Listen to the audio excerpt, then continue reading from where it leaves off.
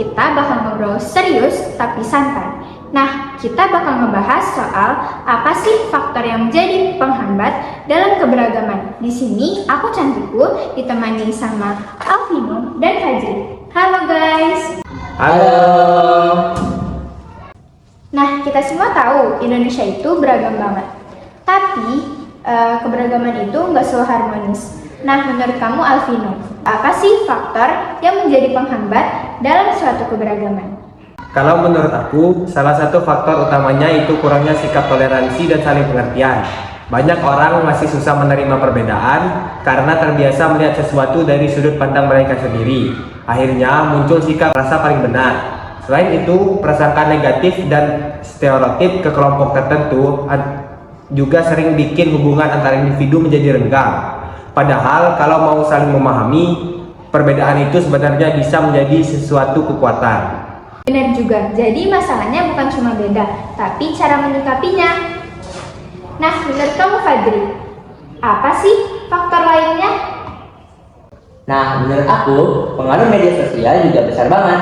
Sekarang itu, informasi nyebar cepat, tapi gak semuanya benar. Hoax, provokasi, atau komentar yang mengandung ujaran kebencian sering banget muncul. Apalagi soal perbedaan. Kalau kita nggak bijak, hal-hal kayak gini bisa bikin orang saling curiga dan bermusuhan. Selain itu, kurangnya pemahaman nilai kebangsaan juga bikin sebagian orang lupa kalau kita ini satu bangsa meskipun berbeda. Nah, dari pembahasan tadi, kita semua dapat simpulkan bahwa sikap ini dapat muncul karena adanya sikap intoleran, prasangka, dan pengaruh informasi negatif. Di episode selanjutnya, kita bakal ngebahas tentang peran penting pelajar dalam menjaga keharmonisan keberagaman di Indonesia. Ditunggu ya!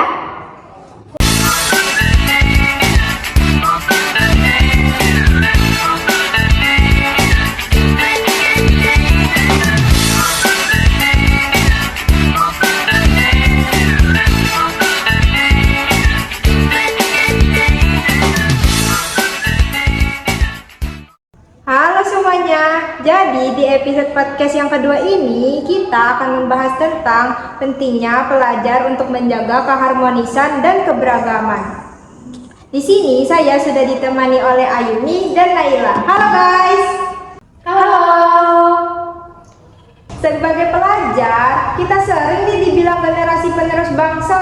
Menurut kamu Ayuni, apa sih penting yang bisa dilakukan pelajar untuk menjaga keharmonisan dan keberagaman? Oke, jadi menurut aku peran pelajar itu dimulai dari sikap sehari-hari, terutama di lingkungan sekolah.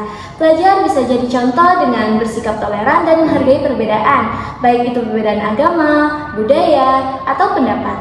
Hal sederhana seperti menghargai teman-teman yang berbeda saja sudah membantu menciptakan suasana yang lebih harmonis. Selain itu, pelajar juga bisa menjaga harmonis dengan baik dan tidak membeda-bedakan teman dalam pergaulan. Iya, penting. Hal sekecil ini aja dampaknya besar. Menurut kamu, Naila, apakah penting bagi peran pelajar untuk menjaga keharmonisan dan keberagaman? Menurut aku, pelajar juga punya peran sebagai agen perubahan. Artinya, kita nggak cuma bersikap baik untuk diri sendiri, tapi juga berani mengajak teman-teman yang lain buat saling menghargai.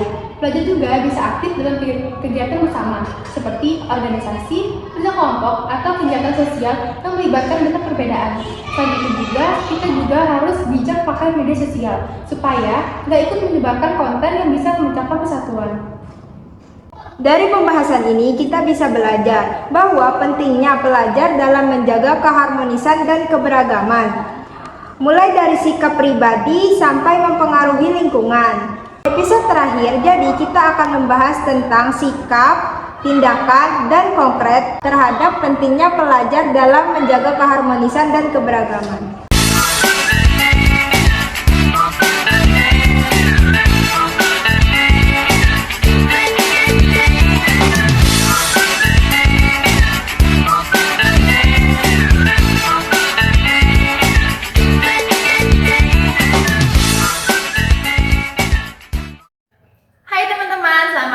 Di episode terakhir podcast edukasi kami. Kali ini kami akan membahas tentang sikap dan tindakan nyata yang dapat dilakukan pelajar supaya keberagaman tidak menjadi penghalang melainkan menjadi kekuatan. Aku Anisan, dan kali ini aku akan ditemani oleh Viria. Hai Viria. Halo Anissa, halo juga teman-teman semua. Viria, sebagai seorang pelajar yang tinggal di lingkungan yang beragam, bagaimana sikap yang penting dimiliki oleh pelajar agar keberagaman tidak menimbulkan konflik?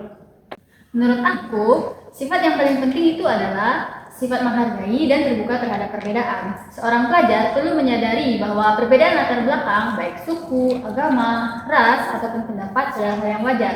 Yang terpenting, seorang pelajar harus mempunyai sifat empati yang tinggi, yaitu mampu menyadari perasaan dan sudut pandang orang lain. Dengan sifat itu, seorang pelajar jadi merasa tidak mudah menghakimi atau meremehkan orang lain hanya karena berbeda dari kita. Setuju, sikap memang menjadi dasar.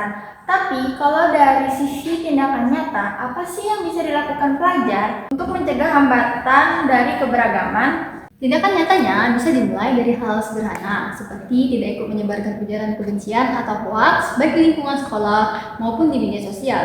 Pelajar juga bisa berani menegur atau mengingatkan teman jika ada yang bersikap diskriminatif, tentu dengan cara yang baik dan sopan. Selain itu, menjaga komunikasi yang sopan dan mau bekerjasama dengan siapapun juga merupakan langkah penting.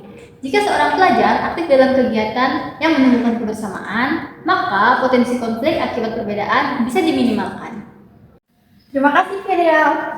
Dari pembahasan ini, kita bisa memahami bahwa sikap dan tindakan seorang pelajar memengaruhi dalam menjaga harmoni. Semoga podcast ini bisa menambah kesadaran kita semua bahwa menjaga keberagaman adalah tanggung jawab kita semua.